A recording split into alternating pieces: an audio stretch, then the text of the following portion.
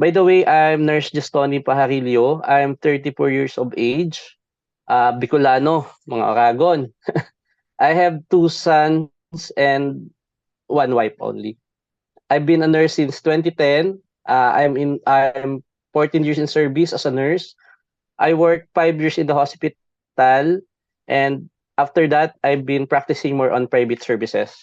Good morning, everyone. I'm Ruby Ferrares, 36 years old, private caregiver for almost 18 years, working as a home-based and hospital-based caregiver in Philippines. Ako po si Steve Pangan. 5 years na po akong caregiver and ako rin po ay ex-OFW and nagtapos po ako ng Bachelor of Science in Psychology. Since I was a child, my father was always sick due to hypertension, diabetes, and seizure disorder. And it has so many complications, sir. I saw that my mother was so hard in taking care of him. This is the one main reason na I said to myself na I will pursue nursing to go on medical field to so that I can help my mother taking care of my father. And also in this career, I dreamed also going abroad so that I can support my younger siblings in their finances to school. Not only for my family, but also to my tita. But due to lack of money, because we are only poor, my uncle who is working abroad helped me to finish my studies. And sobrang thankful po ako dahil may tinulungan niya ako maabot ang aking mga pangarap. Since in demand, nursing is in demand abroad, I so much dreamed of it to go there. But it's not easy way pala. After I finish my college, I thought, yun na. Pero on the other hand, it is only the start of my career. So I took the board exam, and thank God I passed it. After I passed the nursing board exam, I worked my first job at Santo Niño Hospital. I would like also to thank my beloved boss, the Herrera family, that his hospital gave me more experience and knowledge that is I'm carrying now in my future work. After hospital work, I applied in Saudi Arabia. I tried to go abroad as my stepping stone Saudi, but my plan was going to America to my uncle there. But I there is a much bigger opportunity that God has given to me. That this is the Tayde family who gave me a stable job that support my family until now. Sorry, emotional. For 10 years, I've been working in their family, sir, as private caregiver. Akala ko madali lang lahat na yung work, pero habang tumatagal, dumadali naman po. Natutunan ko kung paano i-handle everything. With my job po, with my present job as a private nurse or caregiver, I support my family, the expenses of my parents and my siblings. They finished their studies. Actually, sir, my younger sister just graduated yesterday. I also help my other relatives with this job. This is why I love this job because this helps our family a lot. Thank you po, sir, sa question. So, pinili ko po maging caregiver, working as caregiver for almost 18 years kasi po since na exposed po talaga ako sa mga adult po. Yung mother ko po, hindi ko na rin po nakasama. So, working po ako as caregiver for 18 years. Ang first patient ko po is hemorrhagic stroke. 6 years ko po siyang hinawakan. So, 6 years ako nag-handle ng hemorrhagic stroke and peg tube patient. And then, former OFW sa Dubai, caregiver din po. Gusto ko po talaga ang caregiver kasi dito po talaga yung passion ko. ito po talaga yung pinakagusto ko na trabaho. Kumbaga dito na ako nahasa.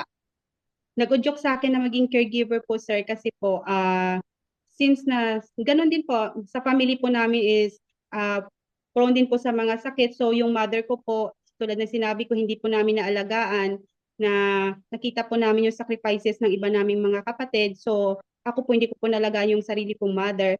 So yung tita ko na lang po, yung tita ko po yung naalagaan ko hanggang sa nawala siya. So tuloy-tuloy na po yun, sir. Kumbaga yung love sa mga patients sa adult nandun po talaga, since na sa sarili kong mother hindi ko po nagawa. Para po sa akin, ang nag-udyok sa akin para mag-caregiver is, it is more on inspiration. Kasi po nung na-confine ng father ko sa sakit na emphysema, I saw the nurses and the other caregivers na talagang passionate sila sa ginagawa nila. So, dahil sa kanila, natuto po ako ng mga ginagawa ng nurses at caregivers. At kagaya po ng sabi ko, it's na-inspired po ako sa kanila, and sinabi ko po sa sarili ko, one day, gagawin ko po ang mga ginawa nila. Dahil po, siguro po, likas sa akin ng tumulong ang mag-alaga. Kaya parang nasa passion ko na rin po para maging isang caregiver. Ang mga problema po namin as a caregiver sa mga patient namin or employer, hard po talaga sa amin yung mga pasyente na mga toxic patient. Why toxic? Yung mga patient na puyatan talaga, like dementia, Alzheimer's. Isa din po yun yung mga hindi maiiwasan sa mga employers na bawat galaw ng mga caregivers babantayan, yung hindi pa buo yung loob kapag first time mo nag-alaga sa pasyente nila, hindi pa buo yung loob ng tiwala. So bawat galaw mo nababantayan, hindi mo alam kung saan ka lulugar or ano yung dapat mong unang gawin sa patient mo. Kahit alam mo yung mga bawat gawin mo, alam mo yung routine mo araw-araw, pero nahihirapan kang i-enhance kung ano yung skills mo para sa patient, or ano yung mga dapat mong gawin sa patient dahil po sa mga nai-encounter mong problem sa environment ng mga employers namin. So, minsan mahirap yung mga patient, pero kailangan mo din habaan yung pasensya mo. For me, sir, my big problem in my first time here in Metro Manila, working as a private nurse, the depression, sir. One of my main problem to myself. This is number one is to myself. Depression due to homesick, sir, away from my family. Another one, sir, is the workplace or the environment I'm working with my colleagues, kasama sa bahay. Everyone there, since I am new in the workplace, they treat me differently. But as time goes by, it went smooth naman. Another thing is emotional stress. But in the main thing, sir, as naging problem as a nurse, when I was working in our province, the salary is too low. I can't support my family in finances. That's why this is the reason why I went to Metro Manila. It's higher paid than in provincial area. The problem naman po on the other hand, as a caregiver or nurse, with the bonding with the patient or relatives, as what I experienced on my previous employers, I don't see any big problems. But in one thing is with the patient who is not cooperative with the medical regimen, they are not following the nurse's instructions, refusing for what number one is I'm giving medicine and some patient refuses to take it. That's causing more problem to them. That's all, sir. Thank you.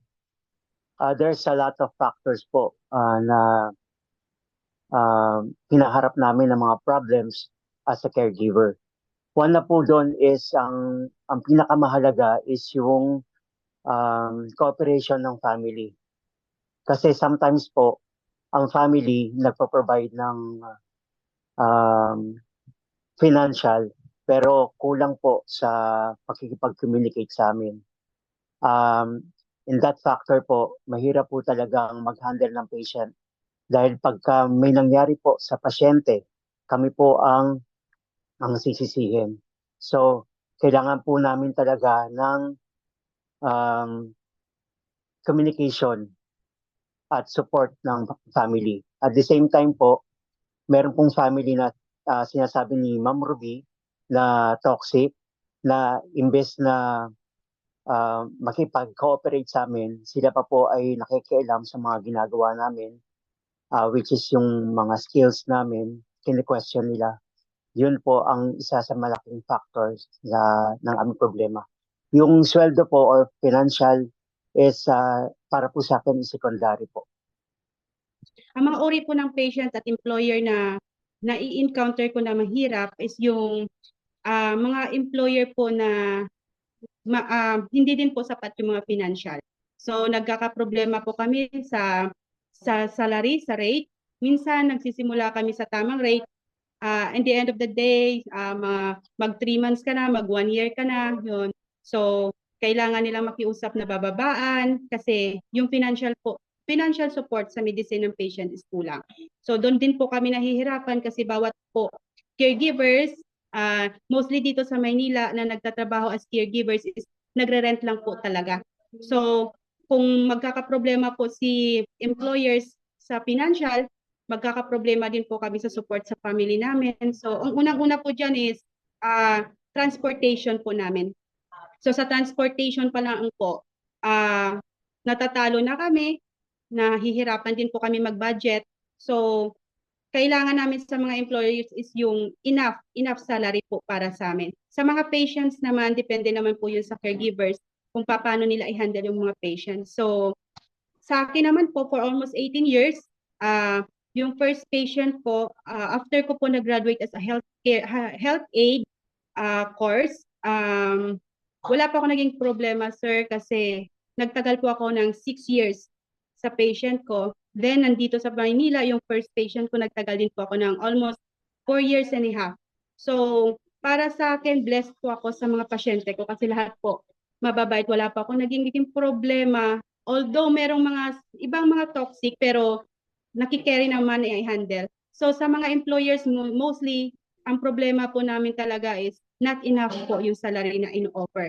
Minsan, sa unang offer po okay, then kasi nga po nag-short din po sila financially. So doon din po kami nagkakaproblema, lalo na po dito kami, mga caregivers sa Maynila, nagre-rent lang din po kami kasama ng family namin. At saka hard po para sa amin kasi may mga pinapaaral pa po kami. So yun lang po. Lahat naman po ng case ay nasubukan ko na po at hindi naman po sa pagmamayabang o pagmamalaki. Lahat po ng case na hinawakan ko is kaya ko po.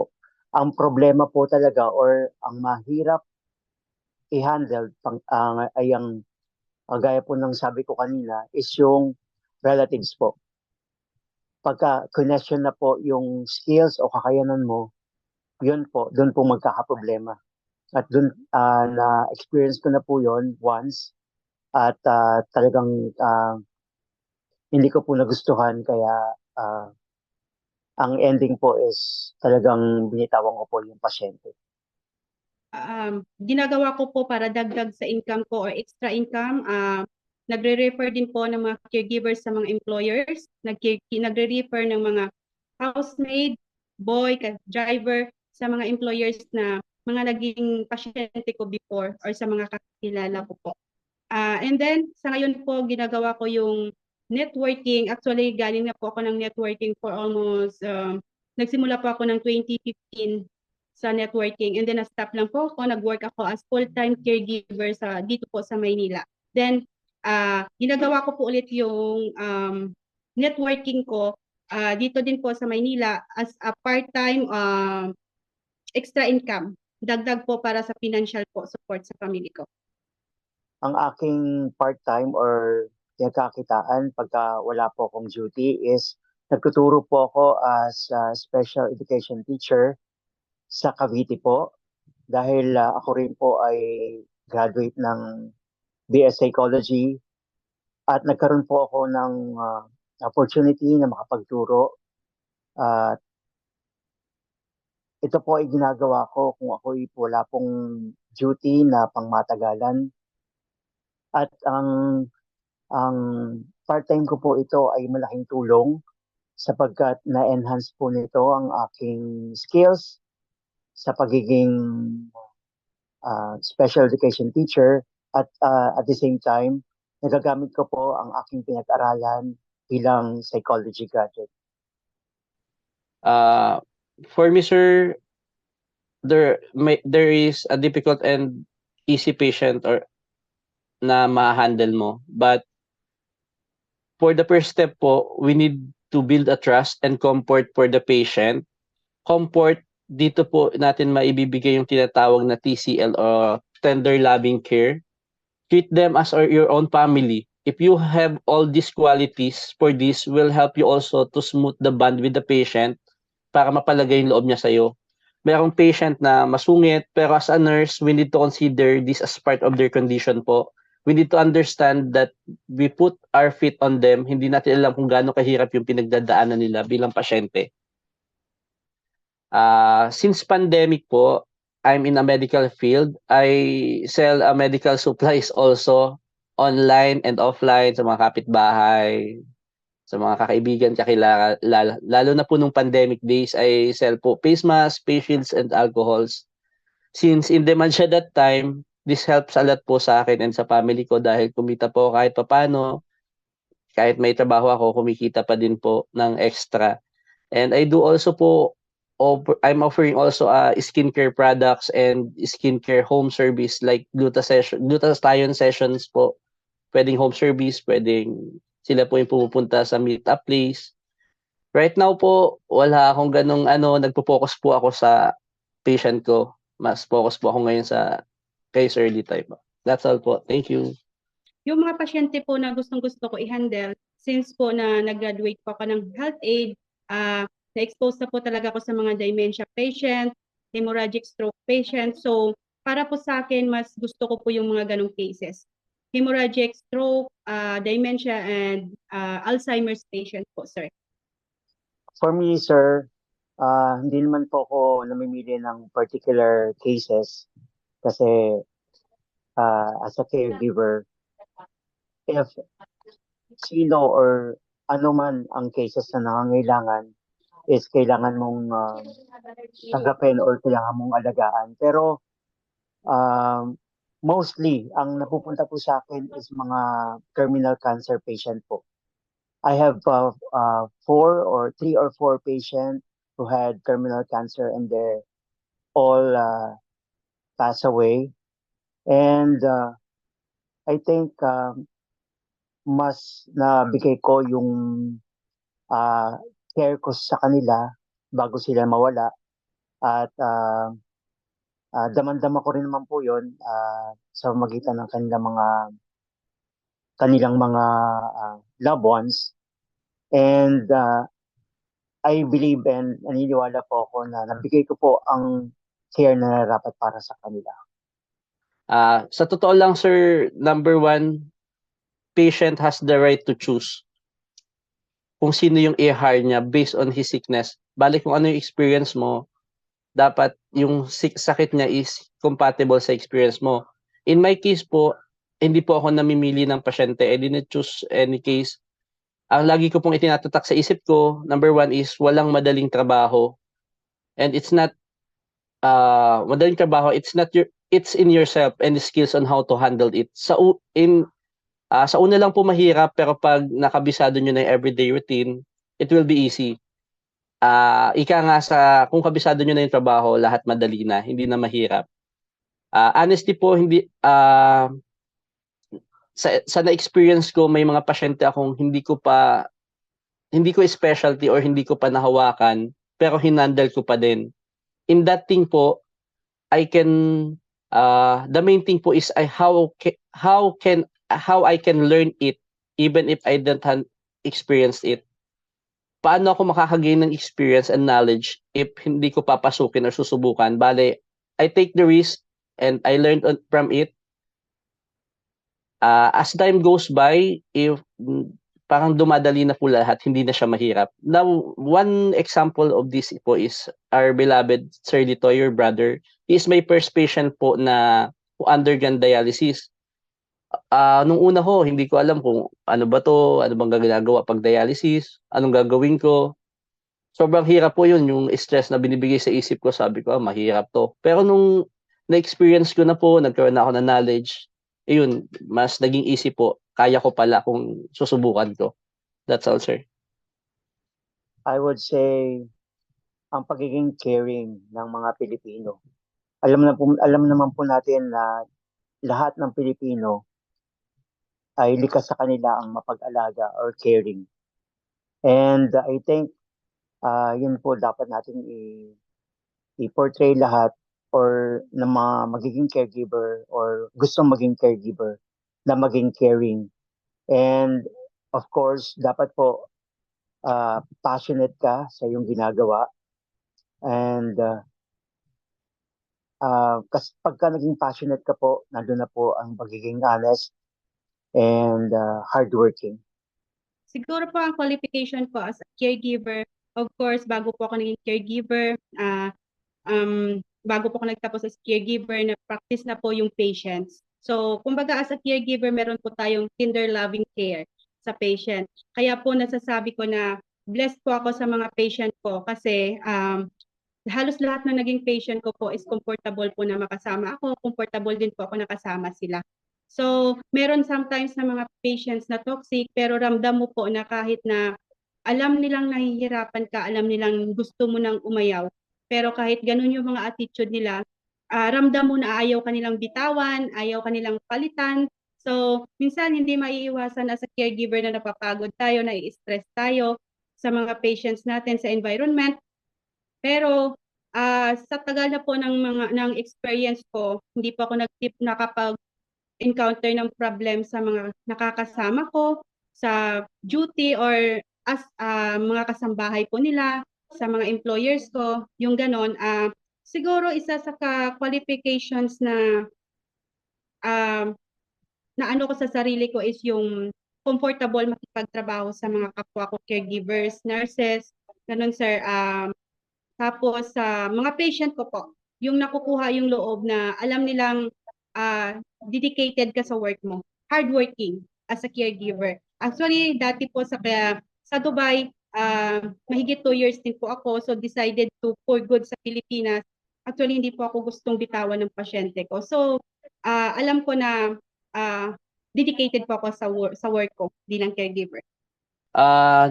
Number one po na tinitingnan what they're looking for is the knowledge and skills based on your resume. But in behalf of that, we need to bring our good attitude. Good attitude po is cannot be learned. Knowledge and skills can be, but attitude is cannot. So sinabi ko po sa sarili ko, kung may mabuti ako katulad ng tender loving care, pinapakita ko sa pasyente na passionate ako, and mahal ko yung trabaho ko, doon ko po masasabi na ito yung qualifications na ang employer na magugustuhan po. Yun lamang po. Thank you, sir. The advice that I will give to the future caregiver or sa mga gustong mag-caregiver is to be passionate sa lahat ng gagawin nila. Hindi lang sa pag-aalaga o hindi lang sa pag-caregiver. Number one, ang pagiging passionate sa gusto nilang gawin. And the second one is kailangan buo ang loob mo kung anong gusto mong gawin. Ang pagiging caregiver, hindi lang basta mag-aalaga ka. Kailangan yung pag-aalaga may kasamang tender loving care, gaya nga nasabi ni Ma'am Ruby and Sir Gestoni. Hindi lang mag-caregiver ka para sa money. Ang money is, for me, secondary. And the most important is how you handle or how you care the patient. So, ang advice ko lang po sa mga existing caregivers at sa mga mag-care caregivers. So, lahat naman po tayo hindi perfect. as a caregivers, walang perfectong caregivers, walang perfectong employers. So, we need to focus. Focus lang po sa trabaho, focus lang at maging dedicated. So, sa bawat ginagawa natin dahil don't look after money, sabi nga. So, wag natin titingnan yung salary. Kasi minsan may mga caregivers na hindi naman talaga dedicated sa trabaho, puro tinitingnan nila yung sahod na ino-offer. So, bibigyan tayo ng mga employers ng maayos na salary, depende din po sa ating skills, sabi nga ni Sir Jess. So, kailangan ipakita natin yung best natin dahil hindi po ang pagiging caregiver, hindi lang po basta malaki ang sahod. Hawak natin yung buhay ng bawat pasyente natin, sa atin nakasalala yung buhay nila. So, we're blessed kapag yung mga patients natin nakaka-recover. Sabihin man natin na short term yung mga duty natin, pero dapat maging blessed po tayo. Kasi hindi basta-basta yung pagiging caregivers. Mas mahirap yung mga trabaho natin. Kasi nandito yung lahat ng cases may experience natin, lahat ng mga attitude ng mga kasama at employers na experience natin, but we need to dedicated sa ating work. Kailangan natin mga hardworking, and then focus lang po tayo sa pasyente natin. Yun lang po, sir. For our private nurses and caregivers, una sa lahat, dapat mahal nyo yung trabaho nyo. Love your work para mahalin din kayo nito pabalik. It's not the term na pera-pera lang, para kumita ako malaki, mag-iipon ako. Pero dapat ibigay nyo yung lahat nyo. Dapat ibigay nyo yung TCL na tinatawag na tender loving care. Itrato nyo yung pasyente nyo na parang tunay nyong pamilya. Be good to them, respect them, and also give them the full service na karapat-dapat sa kanila. Another thing po is I've learned what goes around comes around. Kung ano yung pinakita mong mabuti sa pasyente mo, mabuti din yung ibabalik nila sa inyo. That's all, sir. Thank you.